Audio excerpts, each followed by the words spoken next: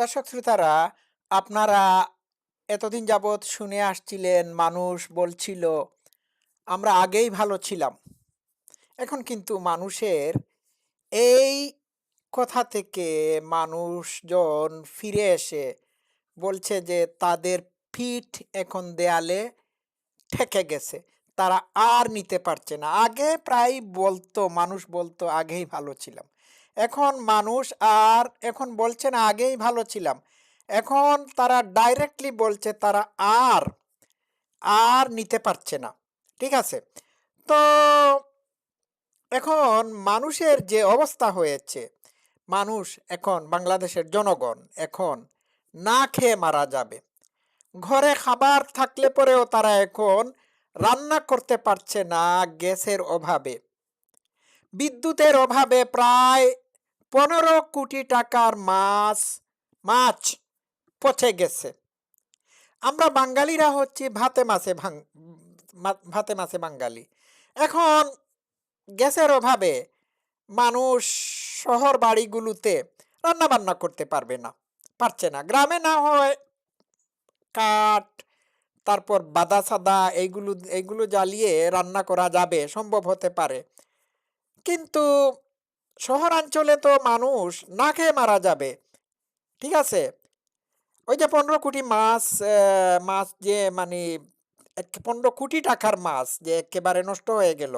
এটা তো বিদ্যুতের কারণে নষ্ট হইছে। আম প্রায় ৯০০ এর মতো টেক্সটাইল মিল বন্ধ হয়ে গেছে।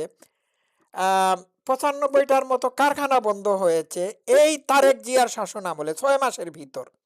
ভাবা যায়? আপনারা একটু ভাবতে পারেন? প্রায় প্রতিদিন ২-৪ টা ফ্যাক্টরি, কলকারখানা বন্ধ হয়ে যাচ্ছে বিদ্যুতের অভাবে। গ্যাসের অভাবে মানুষ আম আ চুলায় রান্না চড়াতে পারতেছে না। ঠিক আছে? এটা গেল। এখন আমার একটা কথা হচ্ছে, গেল ১৭ বছর যাবৎ শেখ হাসিনা যে বাংলাদেশকে গড়েছিলেন, সেই বাংলাদেশকে ৫ই আগস্টের পরপরই ইনুস ক্ষমতা নেওয়ার পর লুটে-পুটে, ভেঙ্গে, খান করে দিয়েছে তার ১৭ বছরের শাসনামলে।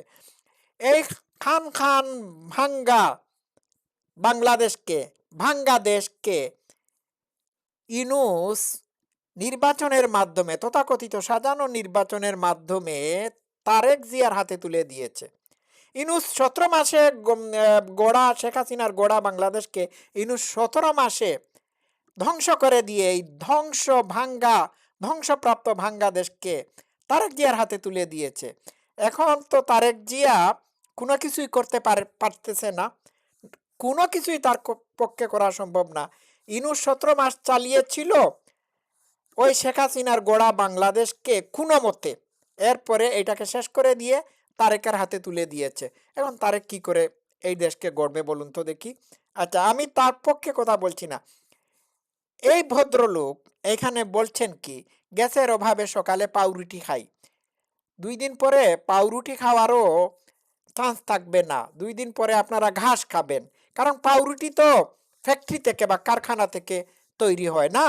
এখন পাউরুটির কারখানাও যদি কোনো সময় বন্ধ হয়ে যায় তাহলে খাবেনটা কি? ঘাস খাবেন। শুনুন, উনার বক্তব্য শুনুন। এটাই এই ধরনের কথা কখনো বাইর হয় নাই। নিয়ন্ত্রণের বাইরে কেন হবে? একে জোরাত করে বলতেছি আমাদের বাঁচতে দেন, আমরা বাঁচতে চাই। হ্যাঁ, শেখ হাসিনা খারাপ, শেখ হাসিনা জঘন্য, শেখ হাসিনা স্পেসিফিক যাই ছিল, তারপর তো গ্যাস, পানি, ইলেকট্রিক তিনোটাই পাইছি মোটামুটি, এখন তো তাও পাচ্ছি না। আমরা বিগত অনেক দিন ধরে সকালবেলা রুটি খাইতে পারি না, পাউরুটি খাই, পাউরুটি। হ্যাঁ, দেখতে পাচ্ছেন? পাউরুটির ফ্যাক্টরি বন্ধ হয়ে গেলে আর কোনো কিছু খাবার থাকবে না। চিন্তা করে দেখেন, টেক ইট সিরিয়াসলি। শেখ হাসিনার আমলে বিদ্যুৎ 99.5% বাংলাদেশের ঘরে দেওয়া হয়েছিল। আর এখন কত পার্সেন্ট বিদ্যুৎ মানুষের ঘর থেকে কেড়ে নেওয়া হয়েছে একটু বলুন তো দেখি? সরকার বলছে, সরকারের পক্ষ থেকে বলা হয়েছে বিদ্যুৎ ২ বছরের ভিতর দেওয়া হবে না। ঠিক আছে, বিদ্যুৎ দিতে না পারলে আমি জনগণকে আহ্বান করব, আপনারা বিদ্যুৎ বিল দেবেন না, গ্যাস বিল দেবেন না, না দিতে পারলে গ্যাস বিল দেবেন না। বিদ্যুৎ এবং গ্যাস বিল যারা নেওয়ার জন্য আসবে তাদেরকে লাঠি হাতে নিয়ে তাড়িয়ে দেবেন। ঠিক আছে? আর একটু শোনা যাক। আচ্ছা একটু বলি, একটা সরকার ক্ষমতায় আসে কিসের জন্য? দেওয়ার জন্য নাকি না দেওয়ার জন্য? তো যে সরকার বলে দিতে পারবো না, সেই সরকার কি ব্যর্থ সরকার না? পাউটি অন্য অন্য দেশ আছে, সবাই দেশের স্বার্থের জন্য রাজনীতি করে, আর বাংলাদেশের রাজনীতি করে নিজের স্বার্থের জন্য। আপনি আমাদের গ্যাস দিচ্ছেন না, প্রতি মাসে মাসে আমাদের বিল নিতেছেন। আপনার কাছে অনুরোধ, আমাদেরতে যদি গ্যাস না দেন আপনি বিল দিন, আমাদেরতে নিয়েন না। প্রতিদিন প্রতি ঘন্টা মানুষ যদি একবার মরে। না, না, না, না, না, না, না, না, অনুরোধ করবেন কেন? কষে গালের নিচে দিয়ে দেবেন, দিয়ে দেবেন, বিল দেবেন না। আমরা বাঙালির প্রতিদিন মরতাছি। বিদ্যুৎ ঠিক হইতে 2 বছর সময় লাগবো, তা আপনারা কি করার জন্য আছেন? আপনি এটা সমস্যার সমাধান করবেন না? আপনি দেশে আসছেন, আপনি এটা দেখবেন না? আপনার তো দেখা উচিত। আপনি দুই বছর লাগবে কিসের জন্য? 2 বছর কেন লাগবে? মানুষ মারা গেলে 40 দিনের ভিতরে মানুষের লাশ পৌঁছে জায়গা, আর এখানে 2 বছর। একদম 2 বছর লাগবে কেন? আপনারা অবশ্যই হানিমুন পলিটিক্যাল সায়েন্স পলিটিক্সে একটা কথা শুনেছেন যে হানিমুন পিরিয়ড, একটা সরকারের হানিমুন পিরিয়ড হচ্ছে 3 মাস। হুম 3 মাসের ভিতর যদি সরকার কোনো কিছু সমাধান না করতে পারে তাহলে ইস ওভার, শেষ। 2 বছর, 5 বছর পরে নির্বাচন হয়, আর 5 বছরের ভিতর যদি 2 বছর চলে যায় তাহলে থাকলো 3 বছর, ঠিক না? এটা কি এটা কি এটা কি মানুষের কথা? এটা কোনো কথা না। 2 বছর সময় লাগবে। 2 বছর সময় লাগার মতো তো। তা আপনারা কি করার জন্য আসছেন? আপনাদের লোকজন কি করতেছে? আমাদের কষ্ট দেওয়ার জন্য? আমরা তো কষ্ট করতেছি প্রতিদিন প্রতিদিন প্রতি ঘন্টা মানুষ যদি একবার মরে, আর আমরা বাঙালির প্রতিদিন মরতাছি। কেন আপনি অর্থমন্ত্রী যে বলছেন নিয়ন্ত্রণের বাহিরে? কেন নিয়ন্ত্রণের বাহিরে কেন? নিয়ন্ত্রণের শেখ হাসিনার মুখ দিয়ে তো এই ধরনের কথা কখনো বাইর হয় নাই। হ্যাঁ, একদম। শেখ হাসিনা ছিল ক্রাইসিস ম্যানেজার। হুম ভাবা যায়, কুঠা বিরোধী আন্দোলনের জন্য জনগণকে রাস্তায় নামানো হয়েছিল।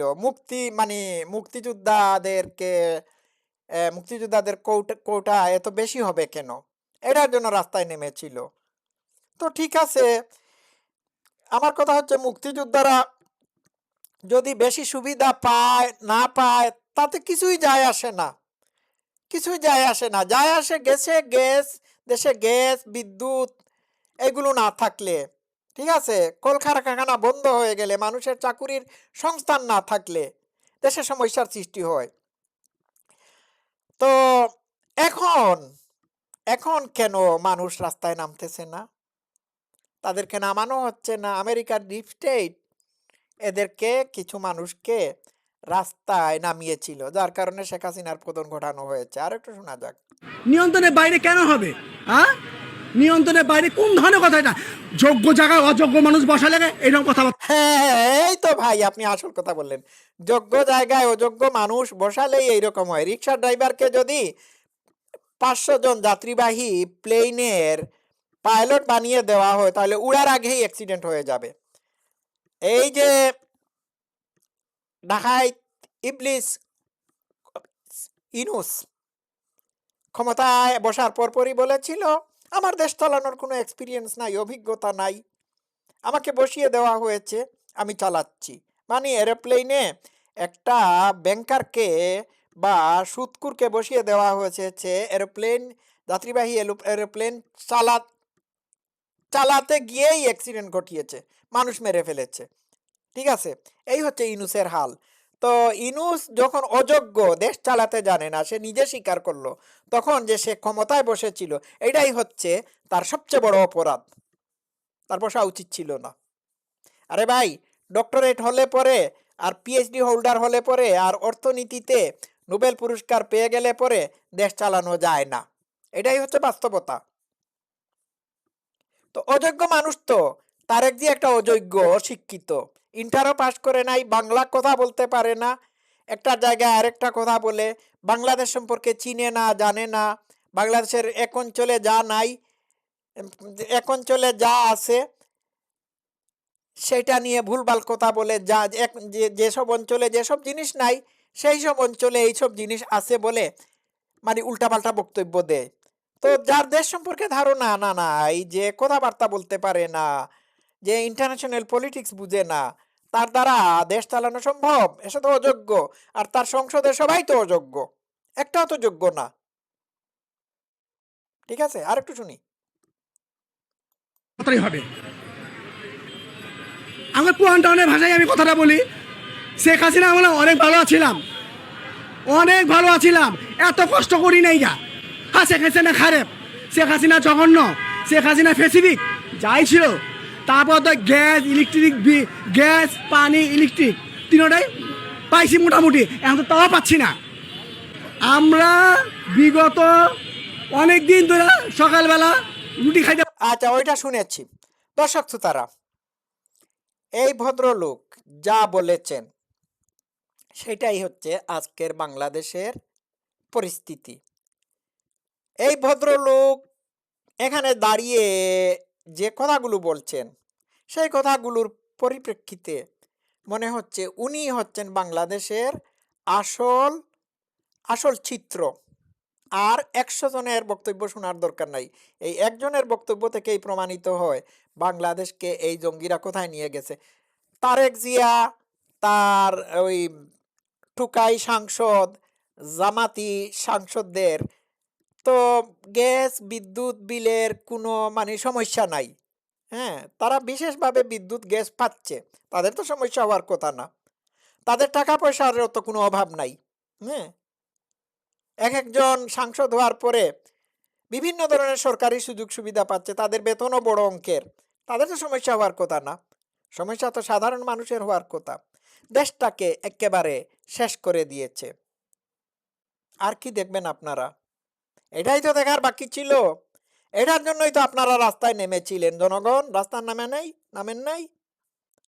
এখন কাঁদতেছেন কেন? আরো কাঁদবেন? আপনাদের কপালে আরো দুর্গতি আছে। কুড়া আন্দোলনের সময় রাস্তায় নেমেছিলেন, এখন রাস্তায় নামতে পারতেছেন না কেন? পারছেন না কেন? নেমে দেখেন না কি অবস্থা হয়, কি না হচ্ছে দেশটাতে। দর্শক শ্রোতারা, আজকে সবাই ভালো থাকুন, এই পর্যন্ত থাকুক।